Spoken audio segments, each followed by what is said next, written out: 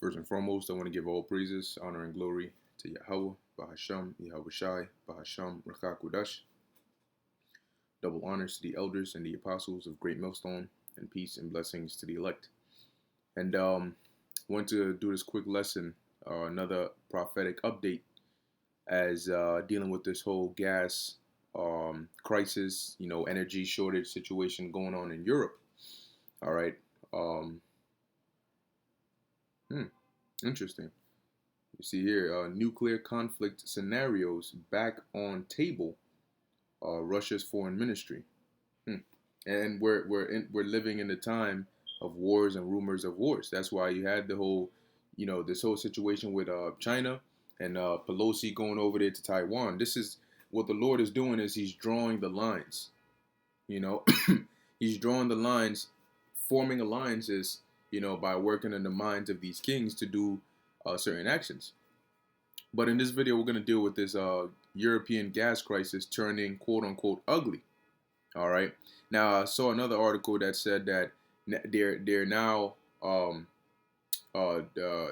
European country is basically finding people that are using too much energy.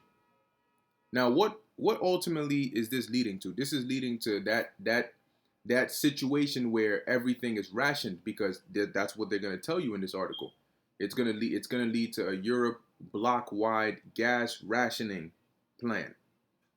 All right, and when you have rationing plans, you know they're able to put limitations. Almost like a socialistic, communistic kind of vibe, where everybody's on one playing field. You can't be capitalistic in the sense that you can't have as much as you want, so long as you are the owner of it. No, no, no. You only get as much as you are allotted. As they said, you will own nothing and be happy, which means they're going to lend you everything. You're not going to own it.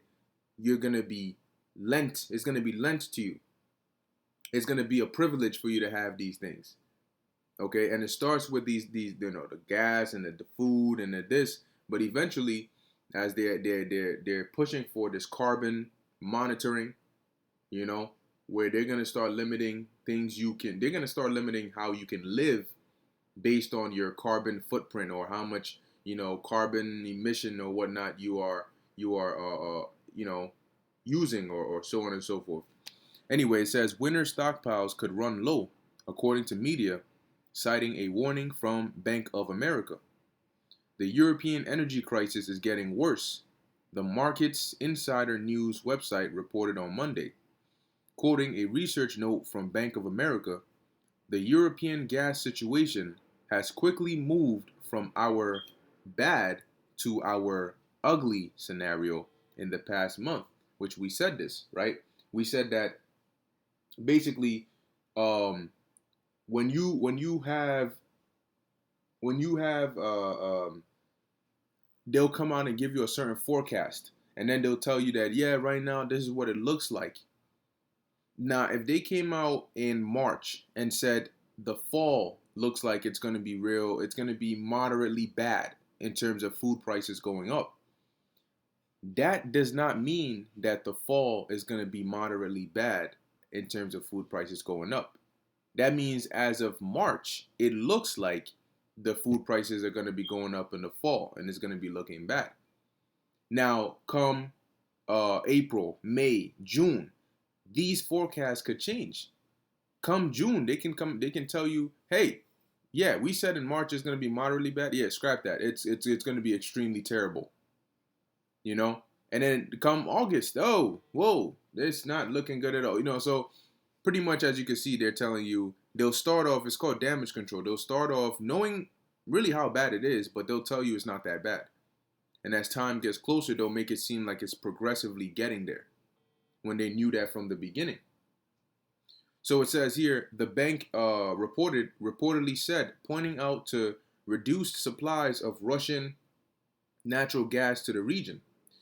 The main the main pipeline that carries Russian gas to the EU is currently operating at 20% of capacity due to technical issues caused by sanctions against Russia.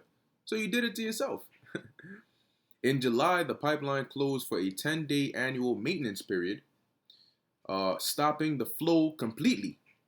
Supplies through Ukraine have also been slashed after Kiev shut down a key entry point for Russian gas transit to Western Europe. The reduction has sparked numerous warnings that much of the continent may run out of gas this winter. And trust that wintertime is the worst time for you to run out of gas. Okay, because that's you going for those that are not sure how important gas is or how much they what kind of things they use it for, go through a winter without it and you'll see just how many things are actually affected. It says with Nord Stream 1 pipeline flows at 20% of capacity, storage builds into winter could be insufficient, and the EU is now planning for widespread demand rationing. Okay, how did this happen? Markets Insider quotes Bank of America researchers saying gas prices in Europe have quadrupled this year on tight supply, translating into higher household bills and leading to the adoption of European Union-wide gas rationing plan.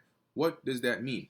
If you have to have a European Union-wide gas rationing plan, this is giving them more control because somebody has to regulate how much gas one region is getting, and on an individual level, on a household level, how much gas each household is permitted or how much energy they're permitted to use.